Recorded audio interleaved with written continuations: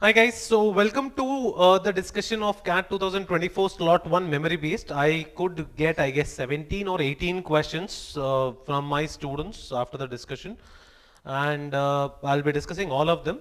In case I've missed certain question and you want the answer of those questions, please type it in the comments.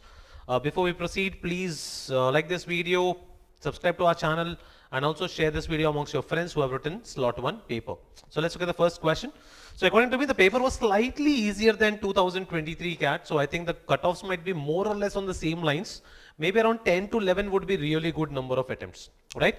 So if you would have shortlisted the question, you would have got 8 to 10 easy questions that you could have picked up in this paper and you could have converted, right? So this question says that A1, A2, A3, so on till A100 are in arithmetic progression. Now A5 is equal to minus 4, which means A5 can be written as A plus 4D. ठीक है, तो a plus four D का value दोस्तों -4 हो जाता है. अब बोलता है 2 times of a6. Now what is a6? a6 is a plus 5d plus 2 times of a9. a9 is a plus 8d is equal to a11, that is a plus 10d plus a13, that is a plus 12d. Now what am I going to do? All I'm trying to look at here is कि अगर हमारे पास एक equation है दो variables में, we need to get one more equation in two variables format. So if I add all of them, I get 4a, this is 10d plus 16d, which will give me 26d is equal to 2a plus 22d. Or at the end of the day, I have 2a plus 4d is equal to 0, or I have a plus 2d is equal to 0. ठीक है, so if I replace this here, I can write a plus 4d as a plus 2d plus 2d, which is equal to -4. तो a plus 2d का value 0 हो जाएगा, तो हमको आ जाएगा 2d is equal to -4 और the value of d is equal to -2 आपका आ गया यहाँ पे. अब d का वैल्यू अगर -2 आ गया, let's replace in the initial part. So a plus 2 into 2, that is -4 is equal to 0, or the value of a is equal to +4.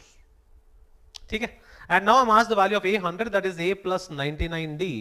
अब a का वैल्यू है 4, 99 एंड d का वैल्यू है -2, तो ये आपका हो गया -198 plus 4, and therefore your answer for this question becomes -194. I repeat, these are the numbers which we have got memory based. In case the numbers are wrong, you might not get the right answer, but if this is the number that is being asked, this is going to be your answer, right? Let's look at the next question. Now I'm told 187 apples, mangoes and oranges are there with the vendor. The ratios of apples and mangoes is 5:2. ठीक है यार, तो 187. अब apples and mangoes 5:2 है, तो let me take 5x apples, 2x mangoes. And in the next sentence, I'm told that 75 apples, 26 mangoes and half of the oranges were sold. So let me assume my total number of oranges were 2r. ठीक है, तो मेरा पहला equation बन जाता है 7x plus 2r is equal to 187. अब हमको बोला गया 75 apples were sold. That means number of apples sold were 5x minus 75. And half of the oranges were sold. So number of oranges sold were r, and I'm told that the ratio of unsold apples, that is 5x minus 75, and unsold oranges, that is 2r minus r, is equal to 3:2. अगर हम इसको solve करते हैं तो हमको मिलेगा 10x minus 150 is equal to 3r, और we get 10x minus 3r is equal to plus 150. अब हमसे पूछा गया total number of unsold fruits. ठीक है, तो 5x एप्पल्स थे, 2x मैंगोज थे. Out of this, I sold 75 and 26 mangoes. 75 plus 26 is 101, and then plus 2r oranges were there, out of which I sold r oranges. So this is the value that we are supposed to calculate, which means we need the value of x and r. Okay? So I multiply the first equation by 3 and I multiply my second equation by 2. R automatically cancel हो जाएगा. We are adding both the equations. 21 plus 20 will give you 41x. Now 3 7s are 21, 1 I carry 2, 24 plus 2 is 26, so this is 560 plus 300, which will give us 861. तो 41 2s होता है 84, और फिर हमारे पास एक और 41 रहेगा, so x is equal to 21 आ गया. अब अगर x is equal to 21 है, let's replace in the first equation. 7 into 21 will give me 147 plus 2r is equal to 187, या आपका 2r is equal to 40, और we get the value of r is equal to 20. तो अभी हमारा जो final value है that is 7 into 21 plus R that is plus 20 minus 101. So ये हो गया आपका 147. 147 प्लस 20 हो गया 167. 167 माइनस 101, तो आपका जो वैल्यू हो गया 66. So therefore the number of unsold fruits will be equal to 66. Clear? Now let's look at this question. In September, incomes of K, A and V is 8:6:5. They rent a house using 15%, 12% and 18% of their incomes. Similar to a question in 2023 model. ठीक है? तो जब भी ratio और percentage use होता है, then it's advisable to take 800x, 600x and 500x. ठीक है? 15% मतलब 90x यहां से चले गया, sorry 120x, my bad. 15% is 120x. तो रेंट जो था वो 120x ए ने पे किया, सॉरी के ने पे किया. 12% 10% मतलब 12% हो गया 72x ए ने पे किया, and 18% so 10% so 18% is 90x. So this is the total rent paid. मतलब total rent जो आपका हो गया 210 plus 72, ये हो जाएगा पर 282x is the rent paid. ठीक है? Now I'm told कि इनकी सैलरीज इंक्रीज हो गई. So A की सैलरी 80% से इंक्रीज हो गई, मतलब 880x हो गई. B की सैलरी 12% से इंक्रीज हुई. 12% of 600 is 72, right? So B की सैलरी 672x हो गई, और C की सैलरी 15% से इंक्रीज हो गई, that is 575x हो गई. ठीक है? तो अभी इनकी टोटल सैलरीज जो है, you can use your calculator also in the examination if you want, that is 880 plus 672 plus 575. तो इनकी जो टोटल सैलरी हो गई वो हो गई 2127. Now, on what percentage of their income have they paid? That means our answer is 282 divided by 2127 into 100, which is coming down to 13.2%. Nearest integer अगर पूछा है तो हमारा आंसर 13% होना चाहिए. Clear? So this should be our required answer, and I think yeah, this is how we have to calculate. 15 का 1.15 होता है 575, right? So 575 plus 672 plus 880, 2127, 282 plus 282 divided by 2127 into 100. This should be your required answer. Clear? Now R can complete a work in 15 days, working for 4 hours a day. Let me assume R can complete the total work in 60 hours. S can complete in 8 days, working 5 hours a day. Let's assume that S can complete in 40 hours. I take the LCM as 120, so this is 2 and this is 3. Okay, so 2 hours per 2 units per hour and 3 units per hour. Okay, now I'm told that both of them started together. If S works for double the number of hours as R, ठीक है, अब S and R काम कर रहे हैं. S works for double the number of hours as R and R works for double the number of days as S. तो अगर S D days के लिए काम कर रहा है तो R 2D days के लिए काम करेगा. And I'm told that R work for 2 hours a day. ठीक है? So into 2 हमने कर लिया. Total man hours will be 4D man hours here. And S works for double. So अगर 2 hours के लिए R काम कर रहा है per day तो S will work for 4 hours per day. तो S का भी 4D man hours हो गया. Now R can complete 2 units per hour and S can complete 3 units per hour. So this plus this should be equal to your total work. तो आपका 12 plus 8 आपका हो गया 20D is equal to 120, or the value of D is equal to 6. And the question is asking you S works for how many days? So S works for 6 days, and that should be your required answer. ठीक है? The sales price of a product is fixed to ensure 40% of the profit. That means अगर 100x cost price हो गया तो 140x उसका selling price हो गया. ठीक है? If the product costed 40% less, मतलब if the product costed 60x and sold at 5 rupees less, that is 140x minus 5, the question says the profit would be 50%, मतलब cost price into multiplying factor हो जाएगा 3/2 is equal to selling price, which will become 140x minus 5. So 2 ones are 230 का हो गया यहाँ पे. So we get 90x is equal to 140x minus 5, or we get 50x is equal to 5, or we get x is equal to 1/10. ठीक है? अगर x is equal to 1/10, the question is asking original sale price, which is 140x, that becomes 140 into 1/10, and therefore your answer here becomes 14 should be the original selling price of the product. Clear, guys? Now this was a very interesting indices and search question. So 1 by 8 to the power k can be written as 2 to the power minus 3k. Now 32768 is nothing but 2 to the power 15. ठीक है, so 2 to the power minus 15 divided by 3 हो जाएगा 2 to the power minus 5 is equal to 1 by 8, which is again 2 to the power minus 3 into this becomes 2 to the power minus 5 by k. Clear? So if you want to simplify this, ये आपका हो जाएगा 2 to the power minus 3k minus 5 is equal to 2 to the power minus 3 minus 5 by k. So let's write minus here. So this becomes 3k plus 5 is equal to, if I take a minus here, this becomes 3 plus 5 by k. So minus minus gets cancelled. अगर हम 3 को यहाँ लेकर आते हैं तो ये हो जाएगा 3k plus 2 is equal to 5 by k. Or when we cross multiply, this becomes 3k square plus 2k minus 5 is equal to 0.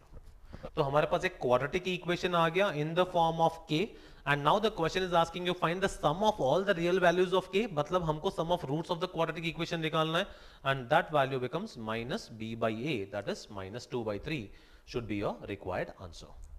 Clear guys? Now this was a very easy question. We could have always used Fermat's little theorem. Okay, Fermat's little theorem says a to the power p minus 1 when you divide by p leaves a remainder of 1, where a and p should be co-primes and p should be a prime number.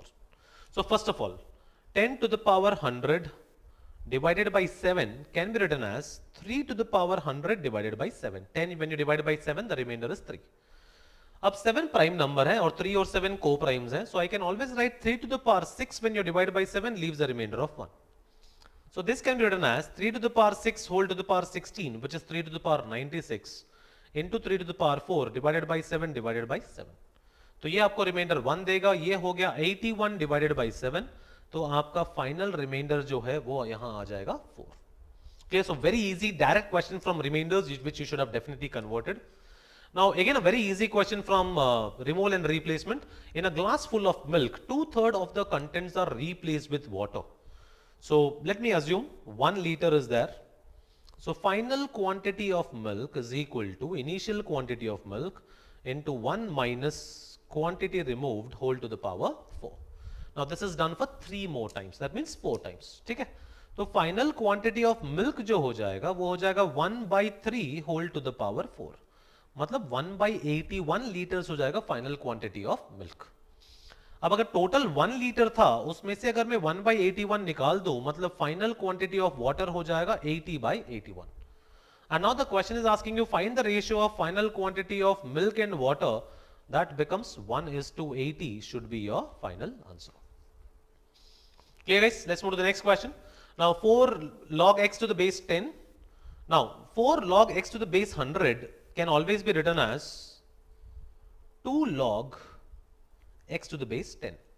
Okay, I repeat, I am writing this as 10 square हो गया base. ठीक है, और ये हम लिख सकते हैं 4/2 log x to the base 10.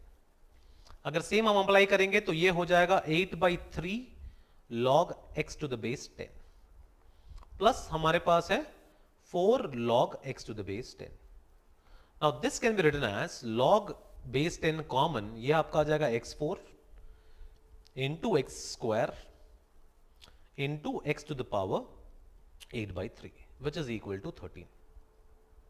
ठीक है, तो हमारे पास आ जाएगा x to the power 8 plus 6, sorry, yeah, 12 plus 6 is 18, 18 plus 6 is 26. So x to the power 26/3 is equal to 10 to the power 13. ठीक है, अगर x to the power 26/3 is equal to 10 to the power 13, तो हम लिख सकते हैं कि x to the power, if I take the 13th root of it, x to the power 2/3 is equal to 10. Clear? So x to the power 2/3 is equal to 10 is what we get here. Or the value of x will be equal to 10 to the power 3/2. Or the value of x will be equal to square root of 1000. And I want the greatest integer not exceeding x. तो square root of 1000 जो हो गया, ठीक है, तो उसका greatest integer less than square root of 1000 हो जाता है 31 square which is 961 and therefore the value of x is equal to 961. Clear? Now four numbers are such that the average of first two numbers is one more than the first number. मतलब a plus b by 2 is equal to a plus 1. The average of first, second and third number a plus b plus c divided by 3 is equal to 2 more than the average of first two numbers, that is a plus b by 2. ठीक है? Now the average of first four numbers a plus b plus c plus d divided by 4 जो है वो है a plus B plus C divided by 3 plus 3 है. अब हमसे पूछा है fourth number and first number, that means हमको b का वैल्यू नहीं चाहिए, हमको c का वैल्यू नहीं चाहिए. ठीक है, so let me use this here. a plus b by 2 is equal to a plus 1. हम इसको यहां डालते हैं. So I get a plus B plus C divided by 3 is equal to a plus 3, या a plus B plus C is equal to 3a plus 9. ठीक है, हम इसको भी यूज करेंगे. अब a plus B plus C a के जो टर्म्स में हम उसको यहां डाल सकते हैं. सो हमारा वैल्यू हो जाएगा a plus B plus C plus D divided by 4 is equal to a plus 3 जो कि हो जाएगा a प्लस 6. तो फाइनली हमको मिल जाएगा a plus B plus C plus D is equal to 4a plus 24. अब हमको b और d का वैल्यू चाहिए, तो हम यहां पे इसको रिप्लेस कर देते हैं. तो हमारा वैल्यू हो जाएगा 3a plus 9 plus d is equal to 4a plus 24, और d माइनस a का जो वैल्यू आ जाएगा वो आपका आ जाएगा 15, and that is going to be your required answer. ठीक है guys, let's move to the next question. Now distance between a and b is 45 kilometres. ठीक है, अब a और b का वैल्यू 45 दे दिया है. नाउ हम स्पीड ऑफ ए लेते हैं, हम speed of B Sunil S ले लेते हैं. ठीक है, Anil and Sunil start simultaneously from A and B towards B and A respectively. They meet after 90 minutes. मतलब 1.5 hours into a is the distance covered by Anil, and 1.5 into s is the distance covered by Sunil, and this is equal to 45, because when they start together they meet, the total distance will be 1.5a into plus 1.5s. या हमको यहां से जो value आ जाएगा a plus s is equal to 30 आ जाएगा. ठीक है, if Anil reach B 1 hour 15 minutes after Sunil reaches A, तो Sunil will reach A after 45 by S hours. Now 1 hour 15 minutes होता है 1 by 4 which is 5 by 4. This is the time taken to reach by Anil to reach the other end. ठीक है, अब हमसे speed of Anil पूछा गया, तो हम क्या कर सकते हैं, S is equal to 30 minus A यहां रिप्लेस कर सकते हैं. So we can write 45 by 30 minus A plus 5 by 4 is equal to 45 by A. Or I can write 5 by 4, let me write it here. 5 by 4 is equal to 45 common 1 by A minus 1 by 30 minus A. अब ये cancel हो गया, 5 ones are 5 nines are, so we can write 1 by 36 is equal to 30 minus A divided by A into 30 minus A, which gets cross multiplied as 30a minus a square is equal to 1080 minus 72a. Or my equation would look like a square minus 102a, ठीक है, plus 1080 is equal to 0. ठीक है, अब 1080 and 102 को जो हम simplify करेंगे, let's see this. So this is 2 into 540, which is again 2 into 270, which is again 2 into 135, which is again 3 into 45. So 45 2s are 90 and 12 is 102. So a square minus 90a minus 12a plus 1080 is equal to 0. A common, a minus 90 minus 12 common, again a minus 90 is equal to 0. या तो a का value 90 होगा या तो a का value 12 होगा. Now a cannot be 90 because 30 minus a plus s is equal to 30. तो s negative हो जाएगा. So therefore the speed of Anil is equal to 12 kilometers an hour. Okay guys? Now this was a very interesting question. This was the only question which I feel could have trapped you in the examination. Now जब भी square root of surd दिया हुआ है, हमारा job है उसको square में convert करना. So if you observe, this can be written as root 20 minus root 9 का whole square. क्योंकि मैं 12 root 5 को I can always write this as 2 root 180.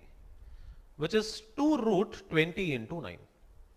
ठीक है, सो इसका जो वैल्यू हो जाएगा वो √20 माइनस √9 हो जाएगा, which will be in the form of √20 minus 3. अब हमसे बोला गया है a plus B root N, where a, b and n are integers. तो ठीक है, तो हम a का वैल्यू -3 ले लेते हैं, b का वैल्यू हम 1 ले लेते हैं, और n का वैल्यू हम 20 ले लेते हैं. Clear? There are two ways, guys. Either I write like this, or I can write this as 2√5 minus 3. इसमें हमको a का वैल्यू -3 मिलेगा, b का वैल्यू 2 मिलेगा, और n का वैल्यू 5 मिलेगा. But the question is asking you maximum value, तो मैक्सिमम वैल्यू आपको यहीं पे मिलेगा, विच इज 21 minus 3, और आपका जो आंसर हो जाएगा वो हो जाएगा 18. Clear? So very good question, which was a trap in the examination. So you should have been a little careful to get the maximum value. This was another easy question. ABCD is a rectangle. ठीक है, and I'm told that AB is equal to 56. So let me write like this, ABCD. अब ये हमारा 56 है, ये हमारा 56 है, BC 45 है, तो ADB 45 हो जाएगा. E is the midpoint of CD. और find the value of R of ADE, मतलब हमको इन रेडियस चाहिए. तो ये हो गया 28 गाइस. तो can I calculate the value of AE? AE का जो वैल्यू होगा वो होगा आपका 45 स्क्वायर प्लस 28 स्क्वायर का होल रूट ओवर. 45 स्क्वायर होता है 2025. अब इसका अगर मैं रूट ओवर निकालता हूं तो AE का वैल्यू हो जाएगा 53. अब हम अप्लाई कर सकते हैं area is equal to small r into semi perimeter. So area is going to be half into 45 into 28, which is equal to r into semi perimeter, that is 45 plus 53. Okay, 45 plus 53 होता है 98, 98 plus 28 होता है 126, 126 by 2 होता है 63. So this was also very easy question. So 9 5s are 9 7s are 7 1s are 7 4s are 2 1s are 2 2s are. So हमारा value of R जो हो गया वो हो गया 10. Okay guys, so A invested 10,000 in a bank for n years at 5% per annum simple interest. ठीक है, तो effective rate of interest जो है वो 5n% हो जाएगा. तो 5n% ऑफ 10,000 जो है, let me right it by 100, तो जो इसको इंटरेस्ट मिलेगा वो हो गया 500 फॉर द फर्स्ट पार्ट. अब द क्वेश्चन से पूरा अमाउंट बी में इन्वेस्ट कर रहा है for 5 years eight 6% per annum, मतलब इफेक्टिव रेट ऑफ इंटरेस्ट हो गया 30%, और मैंने जो इन्वेस्ट किया वो सम प्लस अमाउंट हो गया. ठीक है, सो अगर मैं इसमें से 100 निकाल लेता हूं तो ये 100 कैंसिल हो गया यहां पे, तो हमको सेकेंड का जो इंटरेस्ट मिलेगा वो हो जाएगा 3000 प्लस 150n.